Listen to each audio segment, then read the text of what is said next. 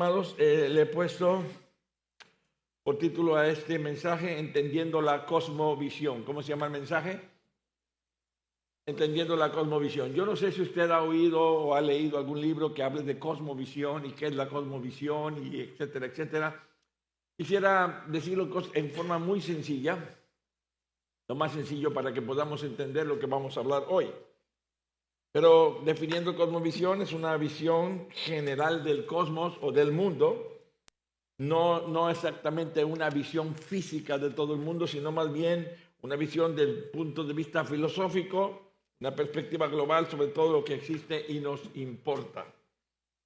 La cosmovisión de una persona siempre representa sus condiciones, sus creencias, sus fundamentos y lo que asume acerca del cosmos, de lo que él ve. Y refleja grandes preguntas de la existencia humana. Preguntas fundamentales como quién somos, qué hacemos aquí, de dónde venimos, a dónde vamos, el significado, propósito de nuestra vida, la naturaleza de nuestra vida, qué hay después de la muerte, qué es una buena vida aquí y ahora. Bueno, lo que es una realidad es que poca gente se mete a pensar en esto de una manera profunda y menos tienen firmes respuestas para estas preguntas, pero la cosmovisión de una persona por lo menos lo inclinará a cierto tipo de respuestas y lo alejará de otras. Todos de una u otra manera tenemos una idea, tenemos una cosmovisión de las cosas. Y bueno, existen muchas cosmovisiones globales, pudiéramos decir así. Pongo aquí algunos ejemplos, como el naturalismo, donde se dice que no existe Dios, que los seres humanos no son más que solo animales evolucionados y dentro de un sistema físico cerrado. Podemos hablar del postmodernismo. No existen las verdades ni estándares morales objetivos, es decir, la realidad es definitivamente una construcción humana social y la gente dice lo que es correcto, lo que es incorrecto. Podemos encontrar el panteísmo, donde Dios es la totalidad de la realidad, y pues pudiéramos decir que todos somos divinos por naturaleza. Esa es la idea de esa cosmovisión. El pluralismo, yo creo que todos hemos manejado gente que maneja el pluralismo, aunque a veces no lo entienda, pero el pluralismo es cuando alguien te dice, bueno, mira, todas las religiones son buenas. Yo creo que todos hemos oído gente que dice, no, todas las religiones son buenas, todas apuntan hacia Dios, llámale de una manera, llámale de otra, pero todo es realmente válido, todos los caminos conducen a la salvación. Y bueno, podemos ver el Islam, en donde dicen, hay un solo Dios y por si fuera poco no tiene hijo, ¿sí? Dios ha revelado su voluntad a través del último profeta llamado Mahoma y todo lo ha dejado escrito en su libro sagrado llamado Corán. Bien, y como eso podemos seguir hablando de otros tipos de cosmovisiones. Cada una de estas cosmovisiones está contenida en lo que nosotros entendemos como el mundo, y obviamente todo este conjunto de ideas y creencias que yo les he mencionado van en contra de la voluntad de Dios y están erradas desde su misma concepción. ¿El cristianismo cuenta con una cosmovisión propia? Por supuesto que sí. Aprendemos de ella a través de la palabra de Dios. La cosmovisión cristiana corresponde a una perspectiva global basada en lo que Dios nos ha revelado a través de la Biblia. Dios es la única fuente de todo el orden creado, tanto en lo material como en lo espiritual, y Él ha proporcionado estructura y orden al mundo. Y por lo tanto, las leyes de la naturaleza, las leyes físicas, hablar de la justicia, de la moralidad, de la economía, de la estética, de la lógica, son leyes que Dios ha puesto, que Dios ha creado. En Génesis capítulo 1, Dios le dio al hombre 3 mandatos. Un mandato espiritual, un mandato social y un mandato cultural. El mandato espiritual anuncia o apunta hacia arriba en una vertical, hablando de la cruz, y es un mandato que nos habla de la comunión o relación de comunión que tenía Adán y Eva con Dios, una relación vertical, mientras que un mandato social es en sentido horizontal y nos habla de fructificar, nos habla de multiplicar, nos habla de constituir o formar familias, iglesias, ciudades, relacionados entre sí, cultivando una vida en sociedad.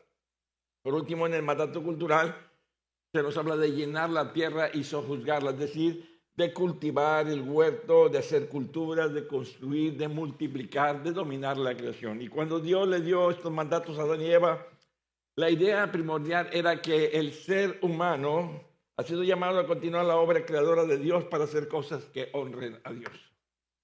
Entonces, el primer punto importante en una cosmovisión bíblica es que Dios es el creador de todas las cosas. Es el Señor soberano sobre todo. Obviamente, la caída del hombre afectó todo el orden creado. Todo el orden creado ha sido entonces afectado por nuestro pecado, por nuestra rebelión, pero la caída, amados, no anula la buena creación de Dios. A pesar de todo esto, la gracia de Dios actúa sobre todas las esferas, en toda su creación, y segundo a segundo vemos cómo Dios sostiene toda su creación, y podemos encontrar la gracia de Dios incluida incluso en las obras del ser humano caído. Podemos identificar aspectos de la buena creación de Dios incluso en personas que se oponen a Él, pero que en cierta manera muestran la presencia de Dios en su vida, la gracia de Dios en alguna forma, cuando son personas dadas al arte, cuando son personas dadas al deporte, cuando son personas dadas a la ciencia, y encontramos que a pesar de que rechazan a Dios, tienen la manifestación de Dios en su vida. Podemos entonces reconocer como cristianos que la gracia común de Dios está hablando ahí aún en los incrédulos. No se nos olvide, amados, que el ser humano ha sido creado a imagen de Dios. Y si bien la caída afectó la imagen de Dios en nosotros, no la anuló. Además, es importante reconocer que la caída no nos resta responsabilidad en las labores que debemos llevar a cabo como creación de Dios. Por lo que debemos amar a nuestro prójimo, debemos procurarle el bien a través de nuestras relaciones sociales, debemos buscar el bien del prójimo y la gloria de Dios a través de todo lo que hacemos culturalmente en su tiempo libre, en su trabajo, etc. Y sin embargo, la caída del ser humano, su continua rebelión y el pecado que nos domina, contamina y deforma. Y vemos la acción del Señor Jesucristo, que por medio de Cristo Dios ha querido reconciliar todas las cosas, dice el apóstol Pablo en Colosenses capítulo 1, verso 20, y por medio de Jesús reconciliar consigo todas las cosas, así las que están en la tierra como las que están en los cielos, haciendo la paz mediante la sangre de su cruz. Entonces Jesús no es solo un redentor que nos da un boleto para ir al cielo, para escapar del mundo terrenal que ya está corrompido, sino que es un redentor que viene a iluminar todo tipo de realidad.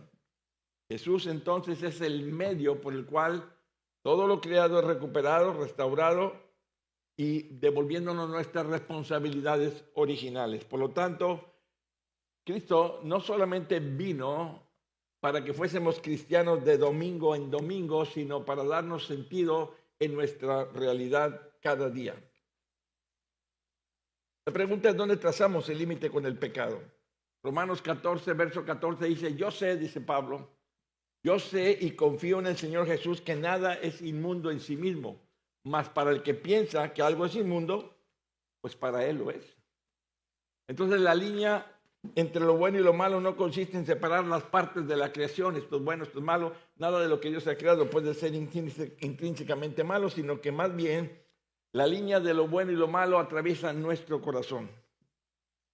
Por lo que reconocer el pecado consiste en poder comparar y contrastar el carácter de Dios revelado en su palabra con el corazón humano. Una vez más, la cosmovisión es como cada uno ve el mundo, son como los lentes que cada quien trae, el color de los cristales, y es así como ves el mundo. Esto quiere decir que no todos vemos las cosas de la misma manera, todos tenemos una perspectiva diferente de lo que vemos. ¿Y cuántas veces en la misma familia hay diversidad de opiniones? Un tema y cada quien piensa diferente. Y dices tú, pero es el mismo tema, pero cada quien tiene su óptica.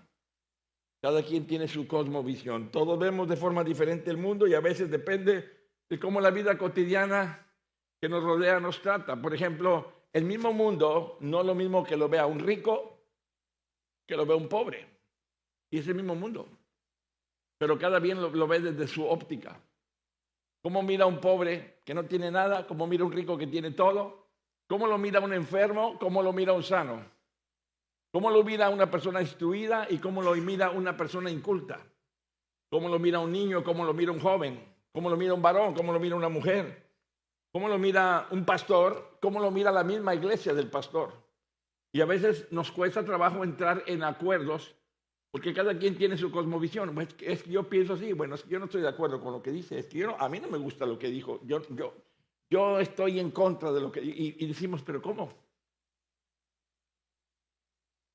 A veces en la misma familia tocamos un tema y salen chispas, ¿no? Porque cada quien tiene su cosmovisión. Para unos es de una manera, para otros es de otra, y no nos ponemos a veces ni de acuerdo. Bien, hasta aquí fue la pura introducción. Ahora sí voy a empezar a hablar la predicación. ¿Sí? Voy a hablarles de 4 cosmovisiones, voy a hablarles de un solo escenario, y desde ese punto, desde ese escenario, vamos a revisar 4 cosmovisiones de lo mismo. Vamos a hablar de Sodoma y Gomorra. Vamos a hablar de Sodoma y Gomorra. Génesis capítulo 18, verso 1, dice la palabra de Dios. Después le apareció Jehová en el encinar de Mamre, estando él sentado a la puerta de su tienda en el calor del día. Y alzó sus ojos, estamos hablando de Abraham, y miró y aquí 3 varones que estaban junto a él, y cuando los vio, salió corriendo de la puerta de su tienda a recibirlos y se postró en tierra. Había una cultura muy interesante de ser muy buenos anfitriones en aquellos tiempos, y cuando alguien extraño llegaba, se le abrían las puertas del hogar, se le tendía la mesa y se le ponía la mejor comida. Bueno, estaba el Señor visitando a Abraham. El Señor había pensado, Abraham es un buen hombre, él hará que sus hijos anden detrás de la verdad. ¿Cómo le esconderé lo que pienso hacer? Voy a avisarle a Abraham lo que voy a hacer. ¿Qué era lo que el Señor estaba pensando? Que iba a destruir Sodoma y Gomorra. Así que el Señor le informa a Abraham de que el clamor de Sodoma y Gomorra se estaba aumentando más y más, y que el pecado de ellos se había agravado en extremo. En este mismo capítulo queda registrada la súplica de Abraham para que el Señor tuviera misericordia de Sodoma y Gomorra, ya que Lot, su sobrino, junto con su familia, estaban viviendo en Sodoma. Ahora bien, voy a hablarles de 4 cosmovisiones en relación al mismo punto, Sodoma y Gomorra. Primera cosmovisión, la mirada de Lot. Diga conmigo, codicia. Génesis 13:10. Y alzó Lot sus ojos y vio toda la llanura del Jordán, que toda ella era de riego como el huerto de Jehová. Él vio una tierra rica, él vio una tierra próspera, él vio una tierra muy buena para su ganado, como la tierra de Egipto en la dirección de Zoar, antes de que destruyese Jehová Sodoma y Gomorra. Recordemos que en un principio Dios llama a Abraham. Génesis capítulo 12, sal de tu tierra y de tu parentela al lugar que yo te mostraré. El tema era Abraham, el punto era Abraham. A la que se le hizo la invitación fue a Abraham. Y a Abraham se le hizo fácil salir de su tierra y de su parentela, obedecer a Dios, pero de paso se jaló a su sobrino Lot. También se fue su papá Taré, pero el papá quedó en el camino. Pero Lot siguió con Abraham. Y bueno, vea usted qué interesante, que Dios le habla a Abraham y le promete, te voy a bendecir, te voy a multiplicar. Bendecir al que te bendiga, maldecir al que te maldiga. Y Dios le da el respaldo, le da el espaldazo para que Abraham empiece a caminar en una nueva tierra, y en el camino lo va prosperando. Pero no solamente Abraham, sino también Lot, que venía pegado con él, empezó también a prosperar. Vea usted cómo cuando un hijo de Dios camina en obediencia, no solamente es bendición para sí mismo, sino bendición para los que están con él. Así es que Lot empezó a caminar con Abraham y Lot empezó a prosperar junto a Abraham. Llegó un momento en que eran tan prósperos ambos, pero tan prósperos, que empezaron a tener problemas por la cantidad de ganado que tenían. Y entonces los siervos de Abraham y los siervos de Lot empezaron a reñir por causa del espacio. Era tanta la prosperidad que tenían que generaba una contienda entre los pastores del ganado de Abraham y los pastores del ganado de Lot. Y es bien interesante, quiero decirles esto entre paréntesis, que cuando leamos la Biblia, que no se nos escape nada, porque a veces vienen frases que no entendemos, pero que tienen un significado. Todo lo que está en la Biblia tiene un significado, tiene una razón de ser. A Dios no se le fue nada. ni le faltó nada de lo que tenía que decir. La Biblia es completa. Cuando uno lee esto, uno lee que dice ahí claramente que los pastores de Abraham y los pastores de Lot empezaron a reñir. Y de repente dice en el pasaje, el cananeo y el fereceo habitaban entonces en la tierra. Y uno dice, ¿y qué con eso? No estamos hablando de eso, estamos hablando de la riña entre Lot y Abraham, o en la gente de Lot y la gente de Abraham. Una vez más, estaban viendo un problema por el espacio, por la abundancia que tenían, se había vuelto un problema. Y entonces ellos tenían que hacer algo con respecto a esta pelea entre los bienes de Abraham y los de Lot. ¿Por qué? Porque ellos no podían continuar en ese conflicto como esto estaba sucediendo. Y una vez más, ¿qué tienen que ver el cananeo y el fereceo? Bueno, que ellos estaban siendo un mal testimonio. Cuidemos nuestro testimonio. En Génesis capítulo 13, verso 7, vuelvo a decir, y hubo contienda entre los pastores del ganado de Abraham y los pastores del ganado de Lot, y el cananeo y el fereceo habitaban entonces en la tierra. Cuando los cananeos y los fereceos que habitaban entonces en la tierra empezaron a ver el pleito entre la gente de Lot y la gente de Abraham, me imagino que han de haber dicho, ¿y esos son los que dicen que son hijos del Dios verdadero? ¿Esos son los que dicen que solamente hay un Dios y que el bueno es el de ellos? Nosotros politeístas, pero ellos monoteístas. ¿Esos son los que dicen que andan en el camino correcto? No, hombre. Para terminar igual, no, hombre. Están equivocados. ¿Cómo creen? Si son iguales que nosotros. Dicen que adoran a un Dios, que dicen que adoran al Dios verdadero, pero míralos. Se están acabando entre ellos como perros y gatos. ¿Para eso vamos a entrar a esa comunión? ¿Para eso vamos a entrar a ese grupo? ¿Para eso vamos a dejar nuestros dioses y adquirir su Dios? No, hombre, mejor se está aquí afuera. Ahora sí que como dice el porvenir, mejor está aquí que enfrente, ¿no? Estaban siendo un mal testimonio para los que vivían ahí. Miren lo que le voy a decir. Muchas personas nunca escucharán lo que algún creyente diga debido a lo que algunos creyentes son, dicen o hacen. Te lo vuelvo a repetir. Muchas personas nunca escucharán lo que algún buen creyente diga debido a lo que algunos malos creyentes dicen, son o hacen. Un mal testimonio, según la Biblia, tiene graves consecuencias, tanto para la persona que lo da como para las personas que lo reciben.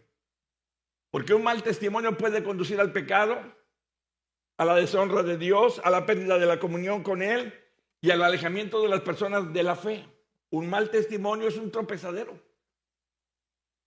Además, puede causar daño espiritual, emocional y físico y afectar negativamente las relaciones interpersonales y la reputación. Recordemos lo que nos advierte el apóstol Pablo allá en Romanos capítulo 2, verso 24, que dice, porque como está escrito, el nombre de Dios es blasfemado entre los gentiles, entre los de afuera, por causa de vosotros, los de adentro. Y eso se estaba viendo entre la gente de Lot y de Abraham. Los cananeos y los fereceos estaban viendo el relajito que se traían por causa de la tierra. ¿Cuál era la razón? Sus posesiones eran muchas. Habían sido muy prosperados. Fíjense que esta es la primera mención de riquezas en la Biblia. Ahora, había una gran diferencia entre las riquezas de Abraham y las riquezas de Lot. Ambos tenían grandes riquezas, pero las riquezas de Lot lo poseían a él. Mientras que las riquezas de Abraham estaban bajo la autoridad de Abraham. No lo poseían Abraham. Abraham poseía riquezas, pero las riquezas poseían a Lot. La Biblia advierte entonces, amados, sobre el peligro de que el dinero domine al ser humano, considerándolo una trampa y una fuente de problemas. La Biblia enfatiza que el amor al dinero es raíz de todos los males y que la verdadera felicidad no se encuentra en la acumulación de riquezas, sino en una relación con Dios y en contentarse con lo que Dios nos da. Bien advierte el apóstol Pablo a Timoteo, porque raíz de todos los males es el amor al dinero, el cual, codiciando a algunos, se extraviaron y fueron traspasados de muchos dolores. Entonces, Abraham piensa, ¿estamos dando un mal espectáculo? ¿Estamos dando un mal testimonio? Los fariseos y todos los que viven aquí, los heteos, los cananeos, todos estos feos, se están dando cuenta del relajo que traemos. Tenemos que hacer algo. Y entonces Abraham sabiamente le dice a Lot, mira, yo te ruego que te apartes de mí. Si fueres a la mano izquierda, yo iré a la mano derecha. Y si tú a la derecha, yo iré a la izquierda. Ahora, debido a que Abraham era el mayor, y no solamente era el mayor, era el que Dios había designado, al que Dios había escogido, al que Dios le había hablado, al que Dios le había prometido multiplicarle en todo después de su obediencia, y no Lot. Entonces era pura generosidad de parte de Abraham de decirle, mira Lot, te doy chance. Ahí está toda la tierra delante de nosotros. Escoge. Tú escoge primero. Abraham pudo haber luchado con Lot y obviamente Abraham tendría el respaldo del Padre, del Dios, porque Dios le había dicho, bendeciré al que te bendiga, maldeciré al que te maldiga y en ti serán benditas todas las naciones de la tierra. ¿A quién le prometió respaldar? A Abraham, no a Lot. Así que Abraham pudo haber peleado con Lot y decirle, y me quedo con lo tuyo, y me quedo con tu gente, y todo es mío. Y lo que quieras conmigo, con el que me llamó. Pero no lo hizo así. Más bien le dijo a Lot, no peleemos, ya dimos muy mal espectáculo. Escoge.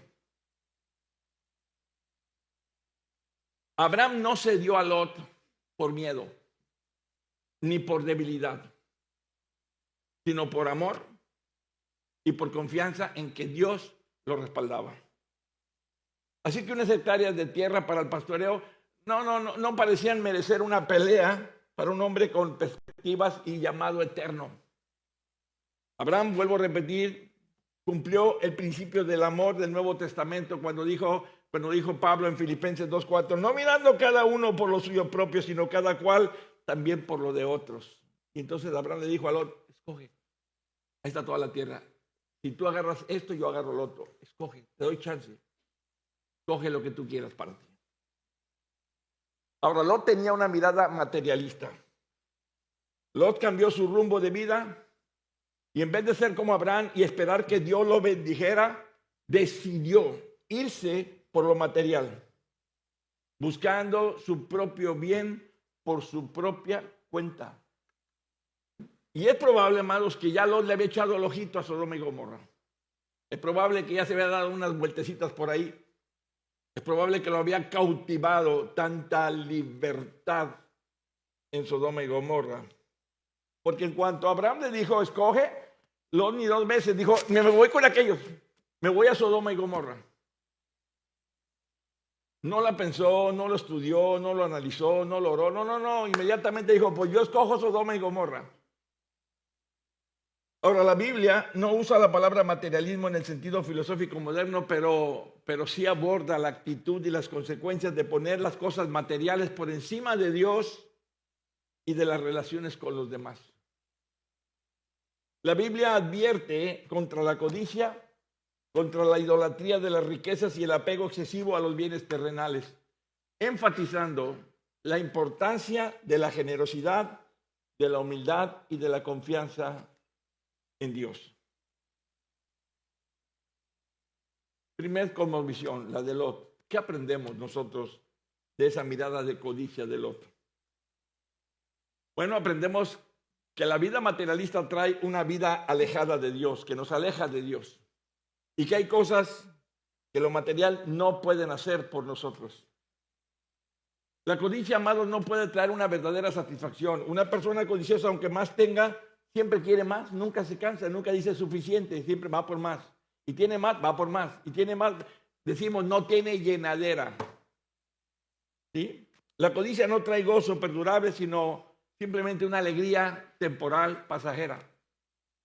La codicia no llena el vacío del corazón del hombre, pues aunque tenga mucho dinero, se sigue sintiendo vacío en su alma. Y si no le creemos esto, preguntémosle al joven rico que se acercó a Jesús preguntando qué debía hacer para tener la vida eterna. Y Jesús le dijo, vende todo lo que tienes, repártelo a los pobres, ven, sígueme y listo. Dice la palabra de Dios que entonces él, oyendo esto, se puso muy triste. Y eso me impacta, ese pasaje me impacta. Dice que oyendo todo esto se puso muy triste porque era muy rico. ¿Cómo? Se puso triste porque era muy rico. Imagínate, vamos a traducirlo en palitos y bolitas.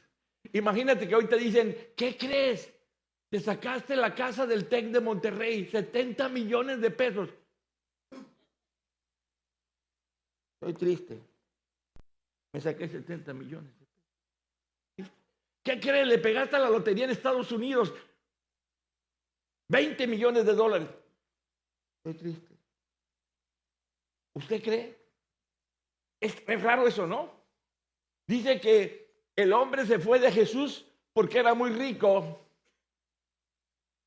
y se puso triste. Imagínense qué mezcla, riqueza con tristeza.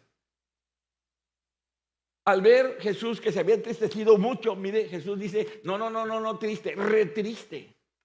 Al ver Jesús que se había entristecido mucho, dijo, cuán difícilmente entrarán en el reino de Dios los que tienen riquezas. Porque es más fácil pasar un camello por el ojo de una aguja que entrar un rico en el reino de Dios. Y los que lo oyeron dijeron, ¿quién puede ser salvo? Él les dijo, lo que es imposible para los hombres, es posible para Dios. Segunda cosmovisión. La primera, Lot. Segunda cosmovisión, la mirada de Dios. Diga conmigo, mirada de juicio. La primera mirada fue mirada de codicia. Él quiso lo mejor de la tierra y se fue a Sodoma y Gomorra. Pero la segunda mirada es la mirada de Dios, mirada de juicio. Génesis 18:20. Entonces Jehová le dijo a Abraham, por cuanto el clamor contra Sodoma y Gomorra se aumenta más y más, y el pecado de ellos se ha agravado en extremo, descenderé ahora y veré. ¿Y a qué bajó el Señor? A ver, estamos hablando del cosmovisión, visión de lo que nos rodea. Dice, bajaré y veré. Veré ahora si han consumado su obra según el clamor que ha venido hasta mí, y si no, lo sabré. La ofensa, el pecado ofende a Dios. No solamente ofende a tu prójimo y te daña a ti, ofende a Dios. La ofensa de estas ciudades fue grande, su pecado muy grave. Y podemos suponer que el clamor vino de muchas fuentes. Pudiéramos decir, la primera fuente fue Dios mismo y su santidad. Clamó justicia contra Sodoma y Gomorra. Pero la segunda fuente, pudiéramos decir, fueron los ángeles. Imagínense los ángeles alrededor de Dios diciéndole, Señor, ¿hasta cuándo?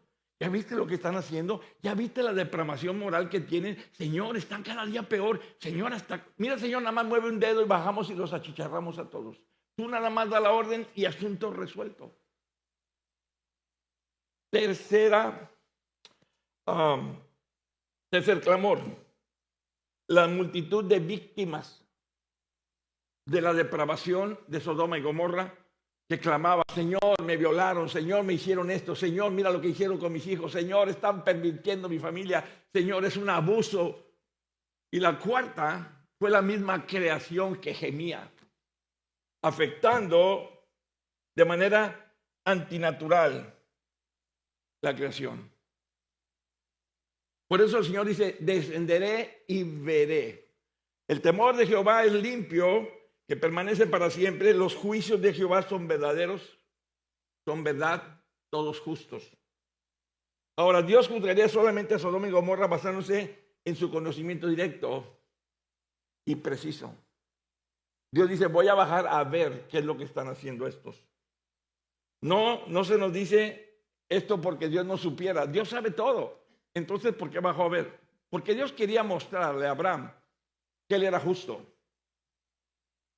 que él iba a bajar a cumplir y ver lo que él ya sabía. Para Dios, la ciudad era depravada, pecadora, inmoral, y tenía que ser destruida por todo esto. Amado, Dios no ve las cosas como nosotros las miramos. Romanos capítulo 9, verso 14 dice, ¿qué pues diremos? ¿Que hay injusticia en Dios? En ninguna manera. Pues a Moisés dice, tendré misericordia del que yo tenga misericordia y me compadeceré del que yo me compadezca. Así es que no depende del que quiere ni del que corre, sino de Dios que tiene misericordia. En la Biblia se mencionan varios juicios, juicios personales y juicios grupales, juicios a poblaciones completas o juicios individuales como el de Nabal, juicios directos. La Biblia dice el salmista, cetro de justicia es el cetro de tu reino. Es por eso que cuando viene el juicio de Dios, ¿sí?, mucha gente queda pensando en, ¿y por qué sucede esto? ¿Y por qué Dios permite esto? ¿Y por qué Dios no se compadeció de ellos? El problema de Sodoma es que era una ciudad inmoral en extremo. Tanto que se cumplía en ellos lo que dice Romanos 1:28. Y como ellos no aprobaron tener en cuenta a Dios, escuche, no aprobaron tener en cuenta a Dios, es decir, no les importó Dios, no temieron a Dios, no consideraron a Dios, Dios mismo los entregó a una mente reprobada para hacer las cosas que no convienen. Y pensamos en lo que acaba de pasar hace poquito, hace un mes, con esa ciudad de Estados Unidos que se inundó. Dicen, no me consta, pero dicen que uno de sus gobernantes dijo, hablando de la persecución contra los ilegales, que aun si Dios no tuviera pasaporte, hasta Dios lo sacaban del país. Y de inmediato algo místico y misterioso pasó, pero en 5 horas le llovió lo que en 5 años. Y todo ese poblado que el hombre gobernaba quedó bajo las aguas. Y perdieron un mundo de dinero. Lo triste es que no aprendemos de la historia y estamos repitiendo lo mismo. Yo te pregunto, ¿no te suena familiar lo que estamos viviendo hoy en México? ¿No te suena familiar ver tanta depravación moral? Tanto daño a las familias, tanto daño a los niños, tanta persecución, tanta injusticia, tanta crueldad, tantos muertos por día. ¿No nos preocupa eso? Es que nos hemos ido aclimatando a lo malo. Te voy a platicar algo personal. En 1981 yo me fui a la Ciudad de México a hacer mi especialidad en traumatología. Y me tocó un hospital de guerra en México. Yo venía de la provincia, como nos decían, provinciano. Pero en aquellos tiempos tú leías El Sol de Tampico y allá al mes alguien murió por violencia. Al mes. Entonces, pues era un suceso, wow, todo escandalizado, toda la ciudad, porque hubo un asesinato. Cuando yo llego el primer día y me toca guardia en el hospital de Balbuena, estoy de guardia, recién desempacado, y después aprendí que cuando las ambulancias no hacen ruido, llevan a alguien grave o casi muerto. Cuando hacen ruido es porque van por las tortas, van por los tacos de la guardia. Entonces, llega una ambulancia, no hace ruido, bajan un cuate, lo bajan tapado en una sábana, lo bajan de lado, lo ponen en una camilla y se salen. Y entonces me dice el jefe de guardia, vaya y vea qué es. Y pues yo como recién flamante interno o residente de rotatorio, voy y le digo, ¿cómo está? ¿Cómo se siente, señor? Me duele la espalda, me dice. ¿Le duele la espalda? Sí. ¿Qué le pasó? Me asaltaron. A ver, déjeme verlo. Y cuando lo volteo así de tapo, traía una daga metida en la columna. Ese instante yo sentí que me desmayaba. Yo nunca había visto tal grado de crueldad. Mire, no es lo mismo ver un hoyo que ver la daga metida en el hoyo. Ahí tú dices, cuánta maldad. En ese mismo instante agarré y le hablé a mi esposa y le dije, arregla las maletas, nos regresamos a Tampico. Aquí están locos. Y mi esposa me tuvo que calmar y decir, no, espérate, vamos llegando. No, es que aquí te matan por nada. No, tranquilo, relájate. Tenemos que ambientarnos a esto, venimos a aprender. Uf, qué susto me llevé. Hoy mueren 200 en México por día.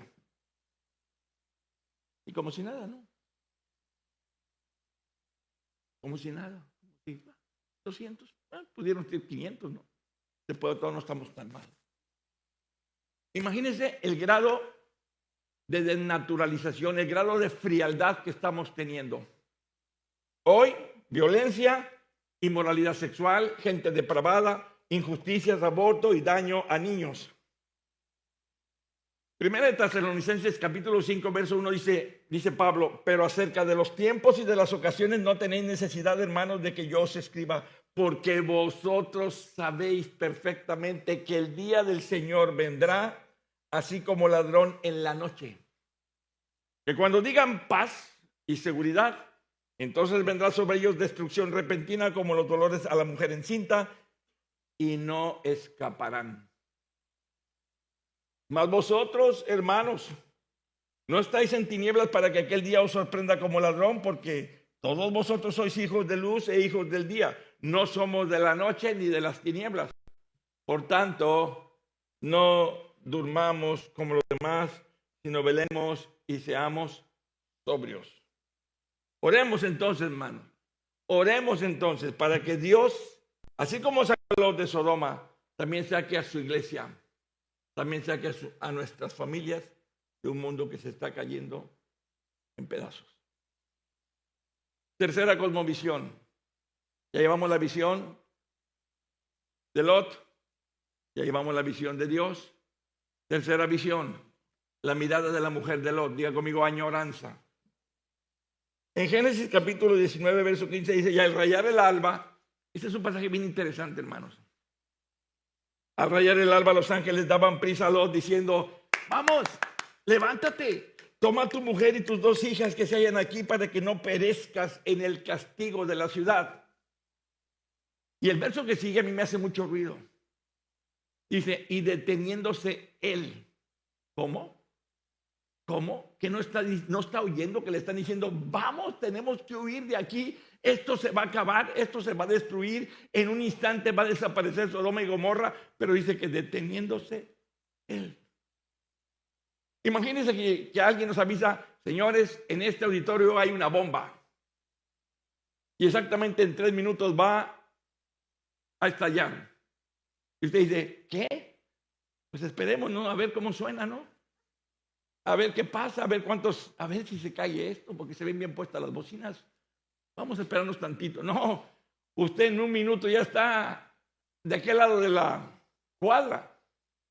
Usted no se va a esperar a ver qué pasa. Sin embargo, dice que Lot, deteniéndose. Lot tenía una gran parte de su corazón en Sodoma. La Biblia dice que las malas conversaciones corrompen las buenas costumbres.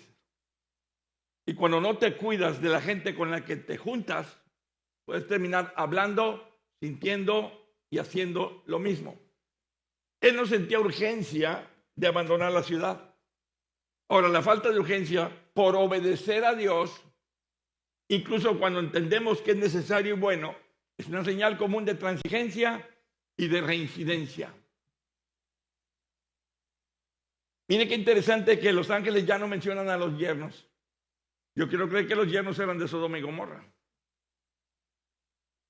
Se iban a quedar atrás, mientras que los ángeles insistían a Lot a escapar de la destrucción y el juicio venidero sobre Sodoma. Pero vamos más lejos. No solamente Lot se detiene. Le están diciendo, vámonos, esto va a caerse. Y no solamente se detiene, sino, mire qué interesante, casi los sacaron a rastras los ángeles. Dice la palabra de Dios entonces que los varones asieron de su mano y de la mano de su mujer y de las manos de sus 2 hijas y lo sacaron y lo pusieron fuera de la ciudad. Casi se lo llevaron a rastras. Aquí podemos constatar el poder de una oración intercesora ferviente en favor de nuestros familiares inconversos. Abraham le pidió a Dios que perdonara la ciudad de Sodoma y Gomorra si tan solo encontraba 10 justos ahí. Pero como no había ni siquiera 10 justos, solo Lot, su mujer y sus 2 hijas, y yo siempre digo, y las deberíamos poner en, y de veras eran justos. Entonces, ¿por qué no se quisieron salir? Entonces, ¿por qué los tuvieron que llevar casi a rastras? Abraham le pidió a Dios que perdonara la ciudad de Sodoma y Gomorra si encontraba ahí 10 justos. Como no había 10 justos, Dios no perdonó la ciudad. Pero aún así, Dios respondió. La orden era clara: escapa por tu vida y no mires atrás. Fue una orden dada a toda la familia. Los ángeles tenían mucho más urgencia por rescatar a Lot y a su familia que por ser rescatados ellos mismos. Qué interesante, hermanos, porque yo creo que los ángeles decían, es que no podemos hacer nada si seguimos aquí. Porque si hacemos algo, van a volar plumas. Hasta ellos les iba a llover. Así que dijeron, no, con permisito, pero nos tenemos que ir porque lo que viene atrás va a tronar bien feo. Y necesitamos salir de aquí, pero como alma que lleva a Cristo. Bueno, la gente dice como alma que lleva el diablo, pero yo prefiero mejor a Cristo. No sé usted si quiera que el alma se la lleve el diablo o se la lleve Cristo, pero yo prefiero mejor decir como alma que lleva a Cristo. No puedo hacer nada hasta que llegues allí. Esto responde a la pregunta de Abraham. Abraham, mire qué interesante el papel intercesor de Abraham. Abraham le dice a Dios, ¿acaso el juez de toda la tierra no ha de hacer lo que es justo? ¿Acaso el juez de toda la tierra no ha de hacer lo que es justo? No pudo traer este juicio sobre Sodoma hasta que los pocos justos fueran rescatados. ¿Por qué? Porque Dios es fiel a su propia justicia y a su honor. Pero hubo un problema con la esposa miró atrás y se convirtió en estatua de sal. La mujer de Lot había salido de Sodoma, pero su corazón seguía en Sodoma. Dios les dijo que no miraran hacia atrás porque el juicio los alcanzaría. Y eso fue lo que le pasó a esta mujer. Algunos eruditos piensan, no, lo que pasa es que ella caminó más despacio. Y la onda del hongo la alcanzó. Bueno, su mirada hacia atrás probablemente mostró que todavía tenía afecto por Sodoma. Tenían amor ahí y le dolía la destrucción de su ciudad. Pero fíjese que refiriéndose al fin de los tiempos, en el Nuevo Testamento Jesús advierte, acordaos de la mujer de Lot. Y eso nos toca a nosotros, esta advertencia es para nosotros, para aquí y para ahora. Acordaos de la mujer de Lot. Al percibir los creyentes el fin de los tiempos, ningún cristiano debería tener un corazón como el de la esposa de Lot. El pueblo de Dios no debería anhelar un mundo corrupto. Un creyente no debería tener un corazón que en cierto sentido lamente el juicio de Dios. Cristianos debemos mirar hacia adelante, hacia nuestra liberación y no hacia un mundo que pasa y que cada día se acerca más a su juicio. ¿Qué podemos aprender hoy de la mujer de Lot? Que podemos haber salido del mundo, pero nuestro corazón sigue allí. Porque recordamos y anhelamos las cosas del pasado, las cosas del mundo. A veces yo oigo gente que me testifica, no, hermano, yo también soy cristiano. No, hermano, si usted supiera, no, hombre, antes yo andaba con unas chamacas bien bonitas. Me echaba unas copas bien, mire, bien sabrosas. Yo digo, no, tú no has salido, hermano. Tú sigues ahí, casi las abrazas todavía. ¿Dónde dices que estás afuera? Oiga, no puede ser posible. Usted tiene que terminar peleado con lo malo. O lo malo está viviendo en usted. Primera de Juan 2:15 al 17 nos dice, no améis al mundo, ni las cosas que están en el mundo. Si alguno ama al mundo, el amor del Padre no está en él. Porque todo lo que hay en el mundo, los deseos de la carne, los deseos de los ojos y la vanagloria de la vida, no provienen del Padre, sino del mundo. Y el mundo pasa y sus deseos, pero el que hace la voluntad de Dios permanece para siempre. El Señor Jesús también nos advirtió, no miren para atrás, no vuelvan atrás. Un hombre le dijo a Jesús que quería seguirlo, pero antes antepuso una condición. Dijo, Señor, te seguiré, pero déjame que me despida primero de los que están en mi casa. Parecía justo lo que pedía. Pero Jesús le dijo, ninguno que poniendo su mano en el arado mira hacia atrás es apto para el reino de Dios. Jesús le recalcó a este hombre el compromiso necesario para seguirle. Se requiere una determinación similar a la de un buen agricultor que poniendo la mano en el arado mira hacia adelante, hacia donde quiere hacer la fila, la línea, el surco. Si el que lleva el arado mira hacia otro lado, el surco le va a salir chueco. Hay dos cosas que podemos aprender del que pone la mano en el arado. Número uno, que no debes distraerte. Pablo decía, puesto los ojos en Cristo, autor y consumador de la fe. Y la segunda es que no debes soltar el arado, que debes aferrarte a él y decir, hasta que no acabe mi carrera, no suelto el arado. Pablo decía, he acabado la carrera. Pablo ya determinaba, yo ya acabé, yo sí hice mi surco bien. Así que Jesús le recalcó a este hombre el compromiso necesario para seguirlo y no abandonar el camino. Cuarta y última cosmovisión, la mirada de Abraham, la mirada de intercesión. En Génesis 18:21 dice, descenderé ahora, dice Dios, y veré si han consumado su obra según el clamor que ha venido hasta mí, y si no, lo sabré. Y se apartaron de ahí los varones y fueron hacia Sodoma, pero Abraham estaba aún delante de Jehová. ¿Dónde estaba Abraham? Bueno, un buen intercesor permanece delante de Jehová. Un buen intercesor tiene puestos los ojos en lo que está delante y no atrás. Dios había decidido la destrucción de Sodoma por su pecado, no la iba a tolerar más. Su corrupción era tan grande que ya no la soportaba Dios, pero Dios se lo contó a Abraham, y lo primero que hace Abraham es interceder por Sodoma. Abraham sabía que ahí estaba Lot, su pariente, y no podía ser consumido por el juicio que venía sobre Sodoma. Una vez más, miremos el corazón de Abraham, quien a pesar de que en cierta manera pudo haber sido lastimado por la separación de su sobrino, por el conflicto que tuvieron sus trabajadores, por sacar ventaja de lo que Abraham le dijo, escoge primero, y no lo respetó. No, tú eres el mayor. A ti es el que te habló Dios, escoge tú primero. No, se abalanzó sobre Sodoma y Gomorra. Bueno, aún y así, nunca aceptó la idea de que su sobrino terminara mal. Por eso se preocupó por su futuro, por su vida y por la de los suyos. Por eso intercedió delante de Dios. Y qué tremendo cuando Abraham empieza a discutir o a negociar, digámoslo así, con Dios. ¿Destruirás también al justo con el impío? Vea cómo trata de detener a Dios.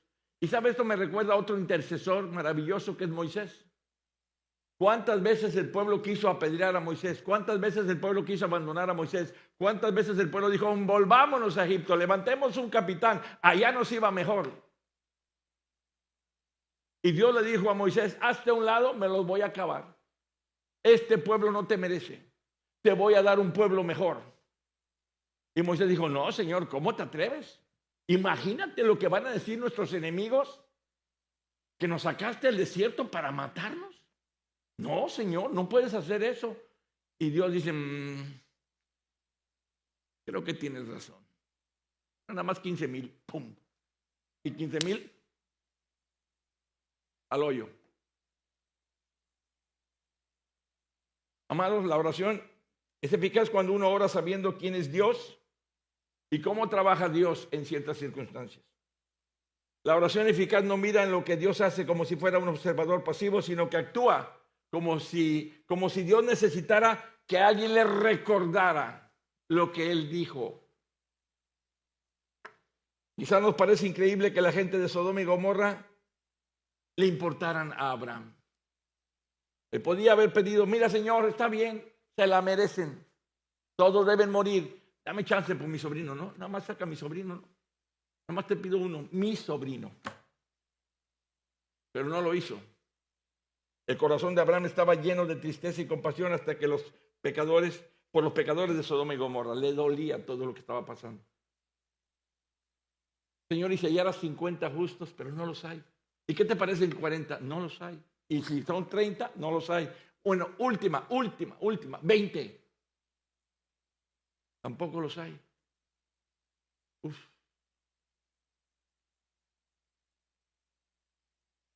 Cuando Abraham se acercó a Jehová y oró, Dios estuvo de acuerdo con él. Si tan solo hubiera 5 justos, pero ni siquiera 5. Abraham regateó con Dios por Sodoma. El principio había quedado ya establecido. Dios no destruiría a los justos con los pecadores. Ahora solamente era cuestión de números. ¿Por cuántos Dios perdonaría la ciudad? La oración de intercesión de Abraham fue eficaz porque al final de cuentas logró que su sobrino saliera con vida. Él habla con Dios usando números específicos, no en términos generales. Y muchas veces nuestras oraciones no son contestadas porque son muy vagas. En vez de eso, tiramos nuestros deseos al cielo. Y Abraham siguió con su intercesión con una humilde valentía. No fue ni orgulloso, no fue ni arrogante. Siguió pidiendo. La humildad de Abraham se hizo evidente porque en ningún momento preguntó, ¿y por qué? ¿Y cómo lo piensas hacer? No, él no preguntó eso. Él sabía lo que iba a pasar. Él solamente quería salvar a su sobrino. ¿Por qué no se dio por vencido? ¿Por qué no dijo, bueno, los pongo en tus preciosas manos, haz lo que tú quieras, venga a tu reino y hágase tu voluntad? Porque un mediador o intercesor tiene que sentir al momento de orar que el destino eterno de los hombres depende de su oración. Por eso, aunque tus hijos estén en rebeldía, aunque tus hijos estén en pecado, aunque tus hijos estén en contra de Dios, en contra de lo que tú enseñas, en contra de los principios de la Biblia, tú y yo no podemos dejar de orar por ellos.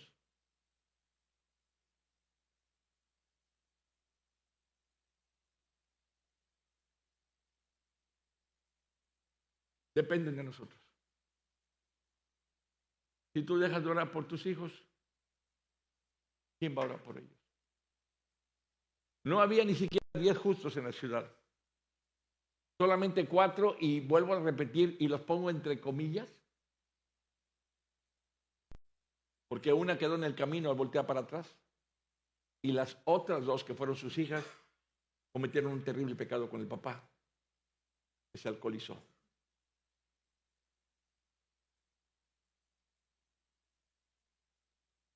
Las ciudades fueron destruidas, pero Dios quiso revelarle a Abraham el destino de estas ciudades para desarrollar en él el corazón de amor de un intercesor, para que aún antes del tiempo de Jesús, Abraham pudiera ser conforme a la imagen de su hijo, como dice Romanos 8:29, quien también es un intercesor, quien también hasta el día de hoy sigue diciendo aquellas palabras en la cruz: Padre, perdónalos, que no saben lo que hacen. ¿Qué aprendemos de Abraham hoy? Y con eso termino. Aprendemos que la iglesia debe ser una iglesia que interceda por los demás, no que juzgue, que interceda por los demás. Aunque el mundo esté corrompido, debemos orar sin cesar por todos. ¿Por cuántos? Por nuestras familias, para que se conviertan. ¿Cuántos de aquí tienen familiares inconversos? Así, levánteme la mano para darme una idea. ¿Cuántos de aquí tenemos familiares inconversos? Familiares que te duele saber que si siguen así se van a perder. Se van a perder. El juicio de Dios viene pronto, hermanos. Y no soy fatalista ni nada de eso, pero está escrito en la Biblia. Estamos en una cuenta regresiva hacia un juicio que va a acabar con todo. La Biblia dice que todo será deshecho. Todo será deshecho. Sodoma y Gomorra fueron un pequeño modelo de lo que viene para el mundo entero. Por lo tanto, debemos interceder, clamar. ¿Quién mejor que nosotros para saber en qué andan tus hijos y cómo andan tus hijos? ¿Quién mejor que nosotros para decir, no, este no es cristiano, este es cristino? Como que quiere, pero como dice aquella parábola, son de los que están junto al camino, no en el camino. Sí, están cerca de la iglesia, pero no en la iglesia. Sí, conocen a Dios, pero no tienen relación con Dios. Debemos interceder por nuestras familias. Debemos interceder por nuestra casa, que sea una casa de luz. Debemos interceder por nuestra iglesia, que no nos pase lo que los siervos de Lot y de Abraham, que vivamos como perros y gatos, fastidiándonos unos a otros. ¿Ya viste? Envidiando, criticando, chismeando, acusando. Debemos orar por nuestro país, que está de cabeza. Debemos orar por nuestros gobernantes. Debemos orar por el liderazgo de la iglesia porque necesitamos iglesias sanas. Necesitamos iglesias sanas, bien ubicadas en la visión de Dios, no negocios particulares.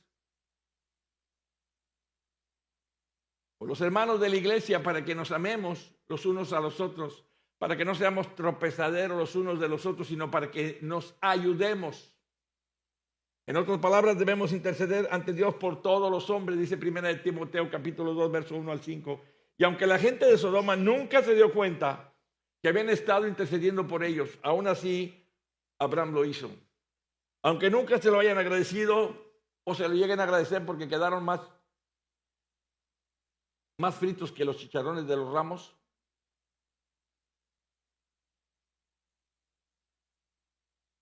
él intercedió por ellos. Y aunque nadie te lo agradezca, si tú sigues intercediendo por tus familiares, un día los vas a ver aquí alabando a Dios.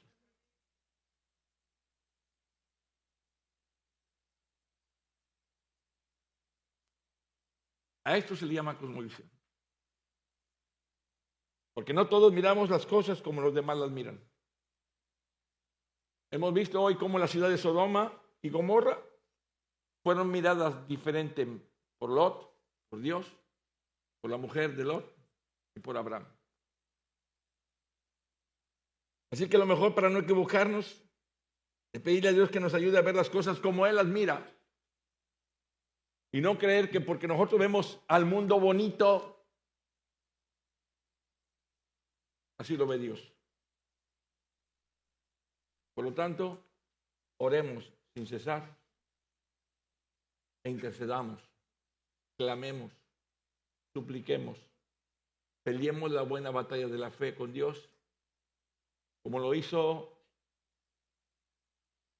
aquel hombre que peleó con el ángel aquella madrugada, Jacob, que dijo, no te soltaré hasta que no me bendigas.